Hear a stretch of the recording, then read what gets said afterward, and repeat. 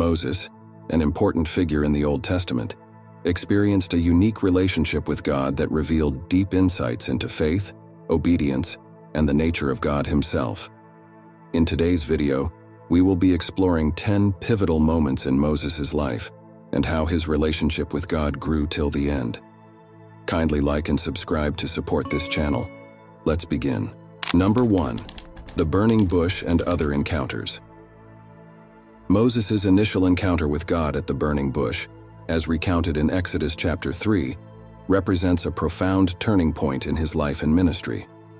While tending sheep in the wilderness, Moses encountered a bush engulfed in flames yet not consumed. Curious, Moses approached, and God spoke to him from within the burning bush, revealing His holy presence and commissioning Moses to deliver the Israelites from bondage in Egypt. Exodus chapter 3 verses 1 to 10. Throughout Moses' interactions with God, we witness a deepening relationship characterized by dialogue, obedience, and intimacy. From the miraculous signs performed before Pharaoh to the receiving of the 10 Commandments on Mount Sinai, Moses' encounters with God revealed more of God's character, attributes, and redemptive plan for His people. Number 2. God tries to kill Moses. The incident where God sought to kill Moses is a shocking episode recorded in Exodus chapter 4 verses 24 to 26. After Moses received his divine commission at the burning bush and was on his way back to Egypt with his family, the scripture tells us that God suddenly confronted Moses and sought to kill him. The reason for this dramatic encounter is not explicitly stated in the passage. One common explanation is that Moses had neglected to fulfill the covenant of circumcision for his son. Under God's covenant with Abraham, Genesis chapter 17 verses 10 to 14, circumcision was a sign of the covenant that all male descendants were to undergo on the 8th day after birth. It appears that Moses had not performed this rite for his son, possibly due to his wife's objection or negligence on his part. This oversight may have provoked God's anger and led to a sudden and severe confrontation. In response to the imminent threat to Moses' life, Moses' wife, Zipporah, took quick action to perform the circumcision herself and touched Moses' feet with the foreskin, exclaiming, "Surely you are a bridegroom of blood to me." Exodus chapter 4 verse 25. This act seemed to appease God's wrath, and Moses was spared from harm. This incident shows the seriousness with which God regards His covenant requirements and the necessity of obedience to His commands, even for His chosen servants like Moses. Number 3. Moses and the Egyptian magicians. During the plagues of Egypt recorded in Exodus chapters 7 and 8, Moses encountered Pharaoh's magicians, Jannes and Jambres, who sought to replicate the miraculous signs performed by Moses at God's command. As Moses and Aaron demonstrated God's power through various plagues, the Egyptian magicians attempted to mimic these feats using their dark arts. Initially, the magicians managed to replicate some of the plagues, such as turning water into blood and summoning frogs. However, their abilities were limited, and they ultimately acknowledged the superiority of God's power. In Exodus chapter 8 verse 19, during the plague of gnats, the magicians conceded defeat, admitting, "This is the finger of God." These encounters between Moses and the Egyptian magicians highlight the spiritual warfare and the conflict between God's kingdom and the forces of darkness. The magicians represented the limits of human knowledge and earthly powers in comparison to the omnipotence of God.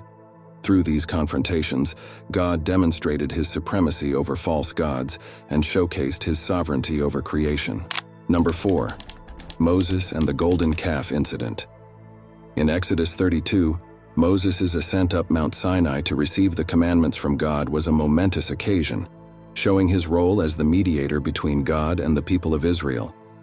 However, during Moses' prolonged absence, the Israelites grew restless and impatient. Feeling abandoned, they succumbed to fear and pressure, crafting a golden calf to worship as their god. This act of idolatry provoked God's righteous anger, and He declared His intention to punish the Israelites severely. Amid this critical juncture, Moses exemplified extraordinary leadership and compassion by interceding fervently for the people. His plea to God in Exodus chapter 32 verse 32, "But now please forgive their sin, but if not, then blot me out of the book you have written." This reveals the depth of Moses' selfless devotion and sacrificial love for the Israelites. He was willing to forfeit his standing before God to secure mercy for the rebellious nation. Number 5. The bronze serpent and Hezekiah's reform. In Numbers chapter 21, we find the Israelites grumbling against God and Moses in the wilderness. In response, God sent venomous snakes among them as a consequence of their sin. When the people repented and cried out for deliverance, God instructed Moses to craft a bronze serpent and set it on a pole. Anyone bitten by a snake could look upon the bronze serpent and be healed. This act of looking upon the serpent symbolizes faith in God's provision for their healing and salvation. Centuries later, during the reign of King Hezekiah, we see the sad transformation of the bronze serpent into an object of idolatry. Despite its origins as a divine symbol of God's mercy, the bronze serpent became a focal point of worship, a violation of God's commandment against idolatry in Exodus. Hezekiah, a righteous king who sought to restore true worship in Judah, initiated sweeping reforms to eradicate idolatry from the land. In 2 Kings chapter 18 verse 4, Hezekiah's decisive actions against idol worship. He removed the high places, smashed sacred stones, and cut down Asherah poles, symbols of pagan worship that had infiltrated Judah. Among these measures, Hezekiah also destroyed the bronze serpent made by Moses, known as Nehushtan. This bold act reveals Hezekiah's commitment to purifying Judah and restoring exclusive worship of the one true God. Number 6. The incident at the rock. The incident at the rock in Numbers 20 serves as a poignant reminder of the critical importance of obedience to God's commands. In this passage, the Israelites once again voiced their complaints and grievances to Moses due to the scarcity of water in the wilderness. Instead of responding with complete obedience to God's specific instructions, Moses allowed frustration and impatience to cloud his judgment.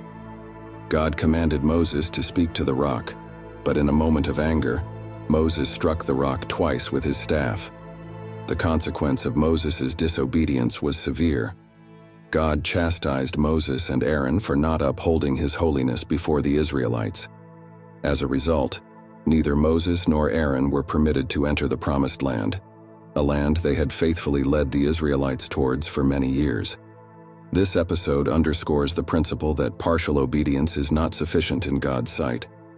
Even in times of stress or challenge, God expects His chosen leaders to demonstrate unwavering obedience to His word. Number 7. The death and burial of Moses. The conclusion of Moses' life, as recounted in Deuteronomy 34, reflects the deep bond between God and His faithful servant. Despite Moses' inability to enter the Promised Land due to a moment of disobedience, God showed compassion by allowing Moses to behold the land from atop Mount Nebo. This act of divine grace highlights the unique relationship Moses shared with God. After Moses' passing, God Himself buried Moses, signifying the profound honor bestowed upon him as the lawgiver and leader of Israel. Moses' divine burial underscores his immense significance in salvation history, marking the culmination of his earthly journey and the transition of leadership to Joshua. This poignant conclusion to Moses' life serves as a testament to God's care for His faithful servants and their enduring legacy in fulfilling His redemptive plan. Number 8. The dispute over Moses' body.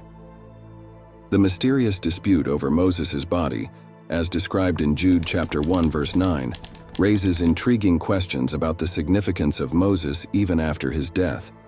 One possible explanation is that the devil sought to defile or misuse Moses' physical remains, tapping into ancient beliefs about relics and supernatural manipulation.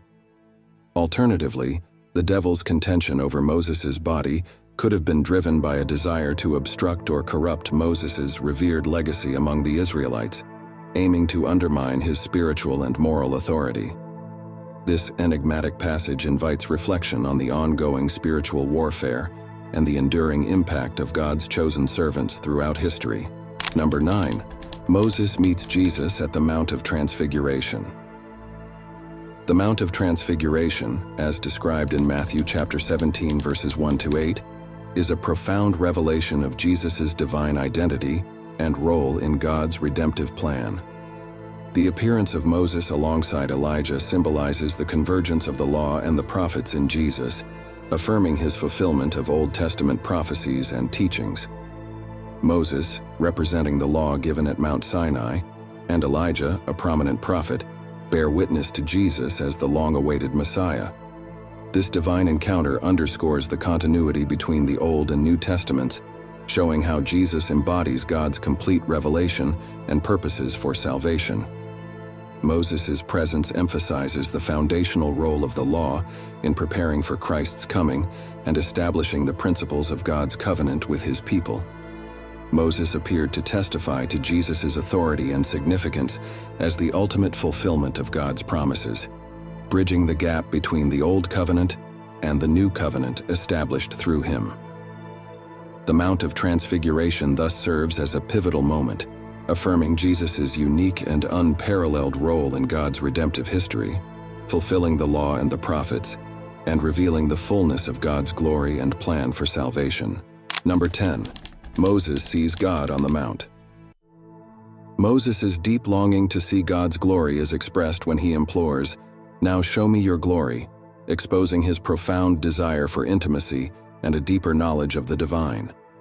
God responds graciously in Exodus chapter 33, verses 19 to 23, promising to reveal his goodness and proclaim his name before Moses, though he explains that seeing his face directly would be too much for a human to bear.